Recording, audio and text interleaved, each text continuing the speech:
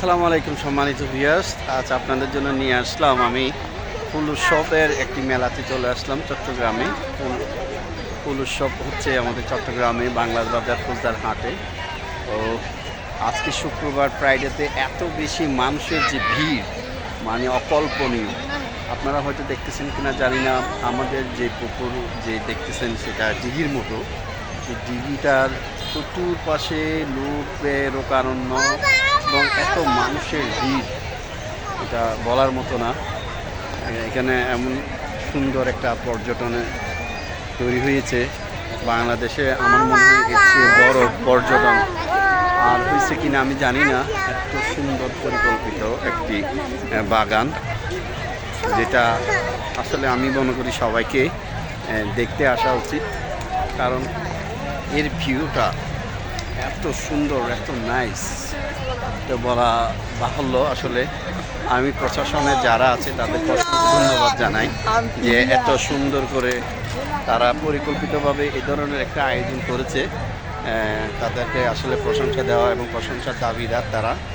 আমি কর্তৃপক্ষকে আরও বলবো যে গেটের যে সিকিউরিটি আছে সেই সিকিউরিটি যারা আছে দায়িত্ব, তারা একটু যেন সদয় হয়।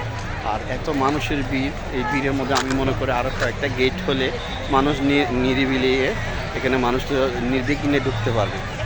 তো আরেকটা বিষয় সেটা হচ্ছে যে বিশেষ করে শুক্রবার এবং বৃহস্পতিবার এই দুইটা দিন এত বেশি মানুষের ভিড়, যারা আসলে একটু নিরিবিলি থাকতে চান বা থাকার চেষ্টা করেন, শুক্রবার বা বৃহস্পতিবার ব্যতীত আপনারা অন্যান্য দিন আসলে আমার মনে হয় এখানে আপনারা পুরো আয়োজনটা উপভোগ করতে পারবেন এবং চতুর্দিকে পুরো দৃশ্যটা আপনারা ধারণ করতে পারবেন, দেখতে পারবেন, তুলে ধরতে পারবেন।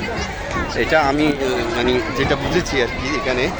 তো আমি যেহেতু শুক্রবার আসছি পরিবার নিয়ে, ফ্যামিলিকে নিয়ে আসছি, কিন্তু এখানকার অবস্থা আমি হিমশিম খেয়ে যাচ্ছি রীতিমতো।